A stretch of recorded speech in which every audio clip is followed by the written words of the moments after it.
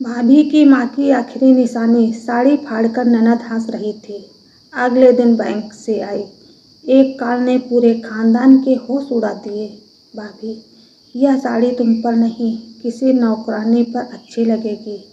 ननद रिया की यह बात सुनकर पूरे हाल में बैठे मेहमान हंस पड़े। मेरी उंगलियां कांप गईं, लेकिन मैंने फिर भी मुस्कुराने की कोशिश की। आज मेरे ससुर के 60वें जन्मदिन की पार्टी थी। घर रोशनी से जगमगा रहा था। रिश्तेदार, पड़ोसी, बिजनेसमैन, पार्टनर सब मौजूद थे और मैं आरती सुबह 4 बजे से अकेले इस पूरे आयोजन की तैयारी कर रही थी। केक से लेकर खाने तक, सजावट से लेकर मेहमानों के स्वागत तक, सब कुछ मैंने संभाला था। लेकिन मेरे हिस्से में तारीफ नहीं, सिर्फ ताने आते थे। शादी को 3 साल हो चुके थे। मेरे पति आदित्य एक प्राइवेट कंपनी में काम करते थे और अक्सर ऑफिस के काम में व्यस्त रहते थे। इस बीच मेरी ननद रिया का घर में राज चलता था। शादी के बाद से ही उसे लगता था कि मैं इस घर में उसकी जगह छीनने आई हूँ, इसलिए वह हर मौके पर मुझे नीचा दिखाने की कोशिश करती थी। लेकिन आज जो हुआ उसने सारी हदें पार कर दी। मैंने अपनी माँ की दी हुई लाल बनारसी साड़ी पहन रखी थी। वह मेरी सबसे कीमती निशानी थी। माँ के गुजरने से पहले वही आखिरी साड़ी थी जो उन्होंने मेरे लिए खरीदी थी। मैं उसे बहुत संभाल कर रखती थी। तभी रिया सबके सामने मेरे पास आई और बोली, भाभी, इतनी महंगी साड़ी पहनकर क्या फ़ायदा? आखिर तुम हो तो इस घर पर बोझ ही। मैंने धीरे से कहा, रिया, मेहमानों के सामने ऐसी बातें मत करो। लेकिन वह हंस पड़ी। क्यों, सच सुनकर बुरा लग रहा है? तभी उसने मेरी साड़ी का पल्लू पकड़ लिया। पहले मुझे लगा कि वह मजाक कर रही है, लेकिन अगले ही पल एक तेज आवाज़ आई। चल, मेरी साड़ी का पल्लू उसके हाथ में था और आधी साड़ी फट चुकी थी। पूरा हाल एकदम शांत हो गया। किसी को समझ नहीं आया कि क्या हुआ। मेरी आंखों में आंसू आ गए। यह सिर्फ एक साड़ी नहीं थी, मेरी माँ की आखिरी याद थी। लेकिन सबसे ज़्यादा दर्द मुझे तब हुआ जब मेरी सास ने रिया को डांटने के बजाय मुझे ही उड़ते हुए कहा, इतना ड्रामा मत करो आरती, एक साड़ी ही तो है, पति है। मैंने अविश्वास से उनकी तरफ देखा। मम्मी जी, यह माँ की आखिरी निशानी थी। तो क्या हुआ? रिया बीच में बोल पड़ी। मरने वालों के पीछे जिंदगी नहीं रुकती। यह सुनते ही मेरे पैरों तले जमीन खिसक गई। मुझे लगा जैसे किसी ने मेरे दिल पर वार कर दिया हो। लेकिन असली झटका भी बाकी था। तभी रिया ने सबके सामने जोर से कहा, वैसे भी इस घर में तुम्हारा योगदान है ही क्या? ना कोई बड़ी नौकरी, ना कोई बिजनेस, बस मुफ्त की रोटियां तोड़ती हो। उसके शब्द तीर की तरह मेरे सीने में चुभ रहे थे, क्योंकि सच्चाई बिल्कुल उल्टी थी। उस घर का आधा खर्च मैं अपने फ्रीलांस अकाउंट्स काम से उठाती थी। पिछले साल जब सास जी का बिजनेस घाटे में गया था, तब मैंने अपनी बचत के लाख रुपए बिना किसी को बताए घर में लगा दिए थे। लेकिन यह बात सिर्फ ससुर जी ही जानते थे। उन्होंने मुझसे वादा किया था कि सही समय आने पर सच सबको बता देंगे, पर वह सही समय कभी नहीं आया। मैं चुपचाप वहाँ से अपने कमरे में चली गई। कमरे का दरवाज़ा बंद करते ही मैं टूटकर रो पड़ी। माँ की याद, अपमान और अकेलापन सब एक साथ बाहर निकल आया। लगभग आधे घंटे बाद मैंने खुद को संभाला, चेहरा धोया और नीचे आने लगी। तभी ड्राइंग रूम से कुछ आवाज़ें सुनाई दी। मैं सीढ़ियों पर ही रुक गई। रिया अपने कुछ रिश्तेदारों से कह रही थी, देखना, एक दिन मैं इसे इस घर से बाहर निकलवा कर ही दम लूँगी। सब हंस रहे थे। तभी मेरे ससुर जी की गंभीर आवाज़ आई, बस करो रिया। लेकिन रिया मानने वाली कहाँ थी। पापा, आप हमेशा इसकी तरफदारी करते हैं। पता नहीं इसने आप पर कौन सा जादू कर रखा है। ससुर जी कुछ कहने ही वाले थे कि तभी उसका फ़ोन बज उठा। उन्होंने स्क्रीन देखी और तुरंत कॉल रिसीव कर ली। अगले कुछ सेकंड में उनके चेहरे का रंग बदल गया। क्या कहा आपने? उन्होंने हैरानी से पूछा। पूरा हाल उनकी तरफ देखने लगा। फोन रखने के बाद वह कुछ पल तक चुप रहे, फिर धीरे से बोले, कल सुबह बैंक से लोग घर आ रहे हैं। यह सुनते ही सब घबरा गए। सास ने पूछा, क्यों, क्या हुआ? ससुर जी ने गहरी सांस ली। बैंक ने कहा है कि एक महत्वपूर्ण कानूनी प्रक्रिया पूरी करनी है और उस प्रक्रिया का संबंध हमारे परिवार की एक महिला सदस्य से है। रिया तुरंत बोली, मम्मी होंगी। आखिर घर के सबसे बड़ी महिला वही हैं। लेकिन ससुर जी ने सिर हिलाया नहीं। बैंक मैनेजर ने साफ कहा है कि जिस महिला का नाम फाइल में है उसके बिना प्रक्रिया पूरी नहीं होगी। सबके चेहरे पर सवाल थे। तभी ससुर जी की नज़र मेरी तरफ गई, जो सीढ़ियों पर खड़ी सब सुन रही थी। कुछ पल के लिए उनकी आंखों में अजीब सा भाव आया, जैसे वे कोई बड़ा राज छुपा रहे हों। फिर उन्होंने नज़रें झुका ली। रात भर घर में उसी बैंक कॉल की चर्चा होती रही। कोई कह रहा था कि शायद पुराना लोन है, कोई कह रहा था कि कोई ज़मीन का मामला होगा।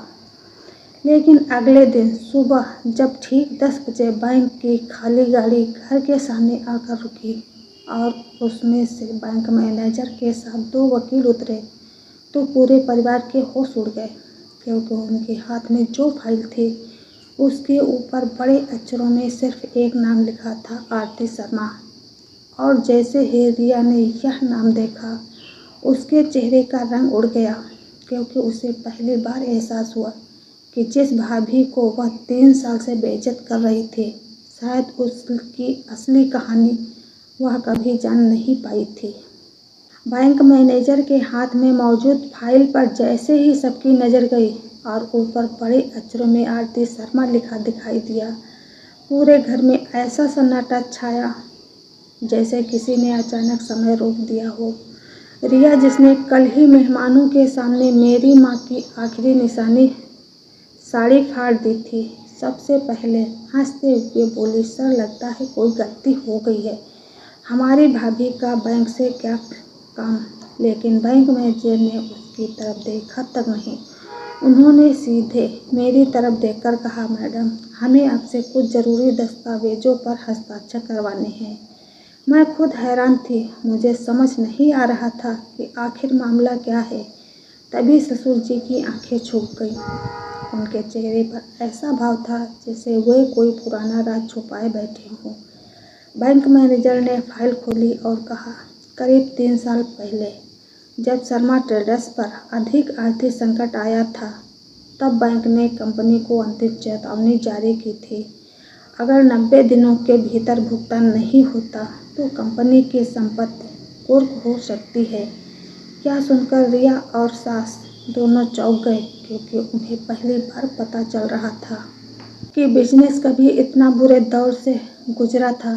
बैंक मैनेजर आगे बोले, लेकिन ठीक उसी समय कंपनी के खाते में बड़ी राशि जमा हुई, जिसके कारण न केवल लोन बचा बल्कि कंपनी भी बंद होने से बच गई। रिया तुरंत बोली, वो पैसे पापा ने दिए होंगे।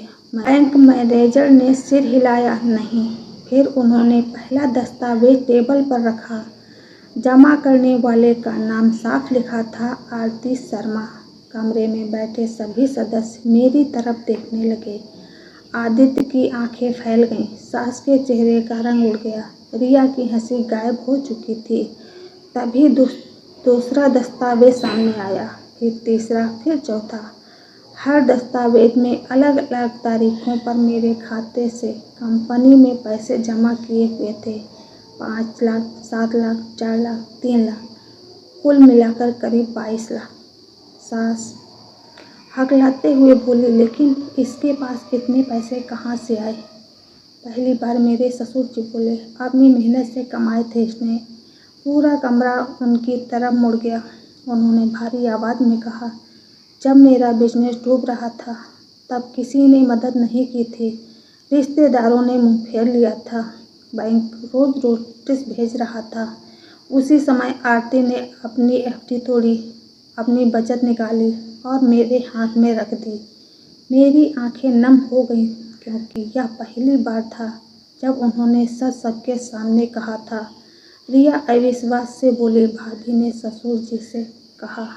हाँ, और इतने शर्त भी रखी थी कि घर में किसी को यह बात नहीं बताई जाएगी। कमरे में बैठे हर इंसान का सिर झुक गया क्योंकि कल तक जिस लड़की की सबको मुफ्त की रोटियां तोड़ने वाले कह रहे थे, वही इस घर की सबसे बड़ी मददगार निकली। लेकिन असली झटका अभी बाकी था। बैंक मैनेजर ने अगला दस्तावेज निकाला और कहा, आज हम यहाँ से पुराने रिकॉर्ड दिखाने नहीं आए हैं। उन्होंने एक फाइल मेरी तरफ बढ़ाई। 2 महीने पहले कंपनी के ऑडिट के दौरान हमें कुछ गंभीर वित्तीय गड़बड़ियाँ मिली और उन गड़बड़ियों की जांच से पता चला कि कंपनी के खाते से पिछले 1.5 साल में लगभग 28 लाख गायब हुए हैं। यह सुनते ही पूरा घर सन्न रह गया। आदित्य तुरंत बोला, क्या? बैंक मैनेजर ने कहा, रकम धीरे धीरे निकाली गई थी ताकि किसी को शक न हो। रिया घबरा गई। उसने पानी का गिलास उठाया लेकिन उसके हाथ कांप रहे थे।